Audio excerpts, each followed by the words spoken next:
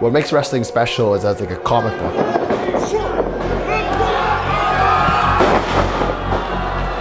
I think it's the greatest thing on the face of the planet, to be perfectly honest with you. I think it's got everything.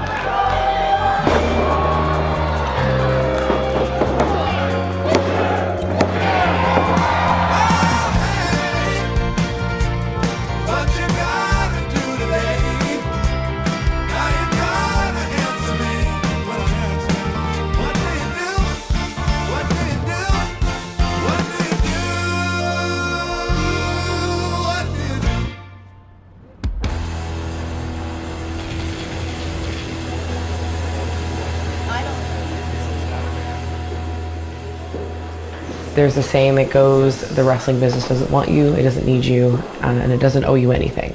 So you truly have to have a love and a passion for doing it.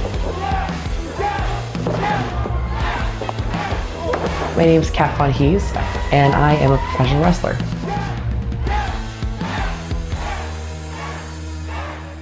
I mean, realistically, in my day-to-day, I'm a pretty soft-spoken person. But in there, I can be like very aggressive.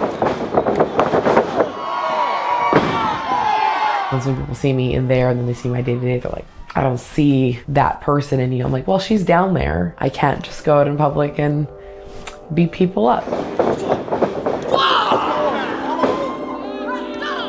In my late teens, I started talking to some local wrestlers on MySpace. I would go to the shows locally. Next thing you know, I was just always hounding them about training. And then there ended up being a school through the CWB Academy. And once I really got down to figuring who I was as a person, who I was as a performer, and as an athlete, I really just didn't want to stop doing it ever.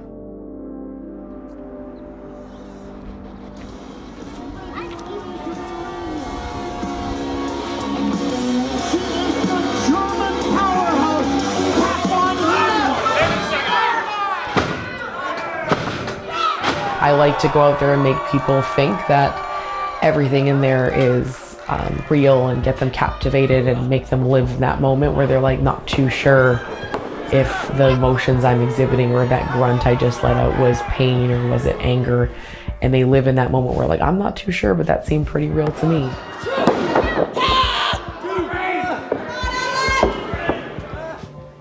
My name is Robert Daniel Sharp. I'm a professional wrestler of 20 years. So I started wrestling when I was 14 years old. I had my first professional match. I started training when I was 12. I used to lie about my age to get bookings. When you're under 18, nobody really wants to put you on their show because you're such a liability. We have really good communication. We're each other's best friends, someone that always has your back, right? And you're a power couple. Like, I have someone that understands why I'm so crazy and why I do crazy things to myself, because he does the crazy things to himself too. Take care of yourself. You have a show tomorrow. Even if you want, I can drop the whole number, you just kind of did a motion. No time. Very special mixed tag team match tonight. We have Kat Von Heez and Bobby Sharp taking on Team Impact. The whole, like, the crowd reacting in a certain way, it's like, if you could bottle that up and make it in a pill form, give me 50 of those, because, like, I don't know what it is. It's something about a bunch of people watching and they're cheering for you or booing you. It's beyond adrenaline. It's something you can't really describe, to be perfectly honest. 1, 2, 3.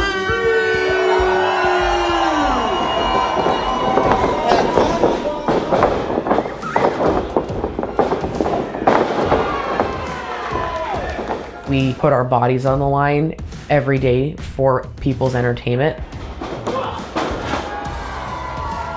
We hear the word fake a lot. In some instances, obviously, predetermination plays a role in what we do. However, there's nothing fake about gravity. It's not as padded as people like to think. It's a frame with about less than an inch of padding.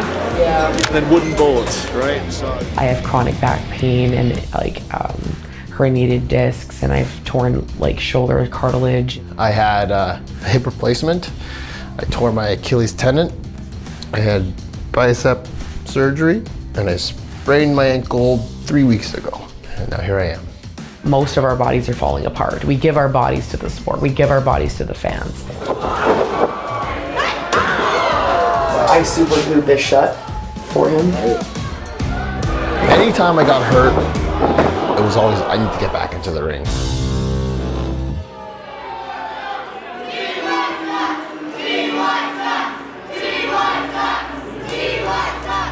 You go to a play, you can't say anything. You have to sit and watch. But in our play, you can do whatever you want. You can yell at whoever you want. You can scream at whatever you want. And you can physically yell something that can change the direction of a match. Ladies, chest up, let's go!